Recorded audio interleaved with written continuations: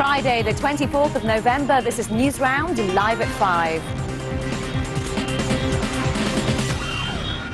Hello, our top stories this afternoon.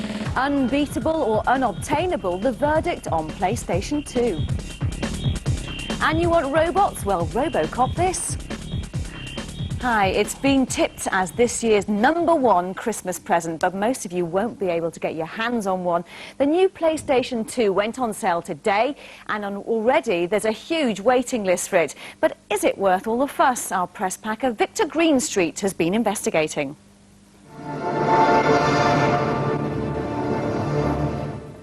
At last, after 5 years of waiting, it's arrived.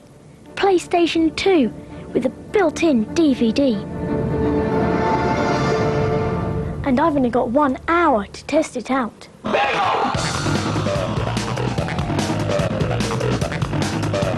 I've come to the headquarters of Sony in London.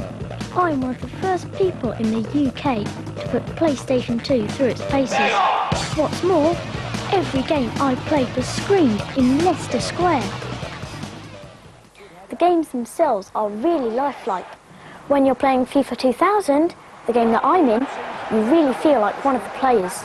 You can do loads of different tackles. He's really worked hard for his hat-trick, John. You're right, Mark. But what do the experts think? Some people will be disappointed with PlayStation 2 at first. It's got similar games and it feels very samey. But next year I think we'll see bigger, better, faster games, and that's when PlayStation 2 will really come into its own. But if you want a PlayStation 2 for Christmas, then think again. In Japan, they've already sold 4 million. In America, they sold 500,000 in just 1 day. You want this to be the #1 Christmas present, but how can it be if no one can get hold of it? The 165,000 people who are lucky enough to have pre-ordered it will get hold of it in time for Christmas. Unfortunately, we know there's more people who want it than have joined that pre-order process, and to those people we just say please be patient and we'll get them into the shops as soon as we can early in the new year. So, what's the verdict on PlayStation 2?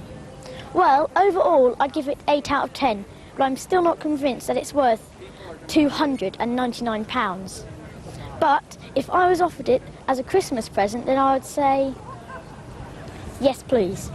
This is Victor Greenstreet reporting for Newsround from Leicester Square in London. Bet you would, Victor. Thanks very much. Now to Lizo at the web desk. Now, Lizo, you were the first journalist in the world to test out the PlayStation 2. It's hardly surprising it's gone down well, is it? Yes, Kate, everyone's been eagerly waiting for it for the last 2 years. I played one of the first models in Japan way back in January for a special Newsround Extra about computer consoles. Now, you've heard what our press packer Victor had to say, but we want to know what you think.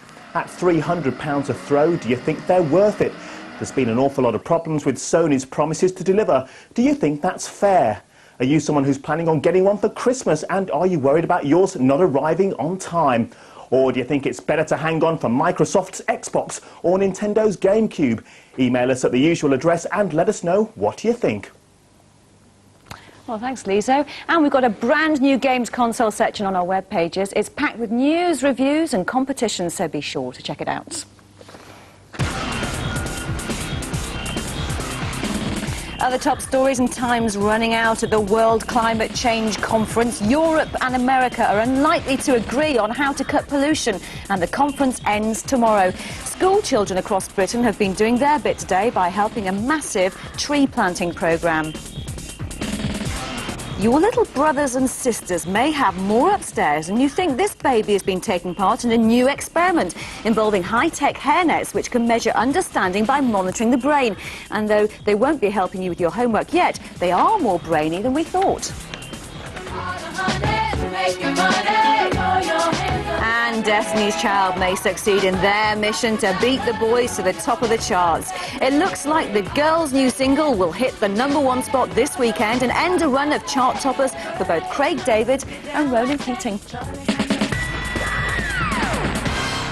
It's 5 minutes past 5 now. We've brought you robots before and kept you bang up to date with robot technology, so it's only right that we bring you all the latest from the world's first robot exhibition, which has just started in Japan. The exhibition officially opened with more than 20 tin heads taking to the catwalk. This is one of the smart guys. His name is SDR3X. He's just 50 centimetres tall, and here are some of the things he can do. Balance on one leg, disco dance, and he can even play football. Just one of these prototypes costs as much as a car. For now, they're just for fun, but engineers say it's just a question of time before science fiction becomes reality, and robots will be doing all the housework while us lot lead lives of leisure. Finally, it's not too long now until Christmas, and we're already working on our Newsround review of the year. We want to hear what you made of the year 2000 and what you thought were the highs and the lows. Here's Lisa with the details. Well, what a year it's been. What was the biggest news event of the year for you? The floods across the country. This is normally a car park. Concorde crashing in France, and the latest Harry Potter are just 3 possibilities.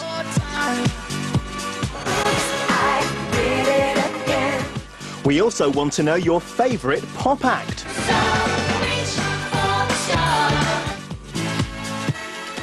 It's been a great year for gadgets too. Which one's a must-have for you?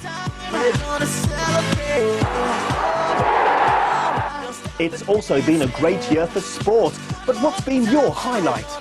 Perhaps it was Euro 2000 or the Olympics.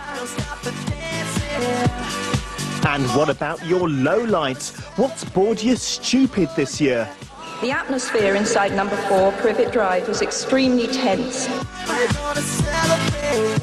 Let us know what you think by going to our website, where there's a competition page where you can cast your vote online.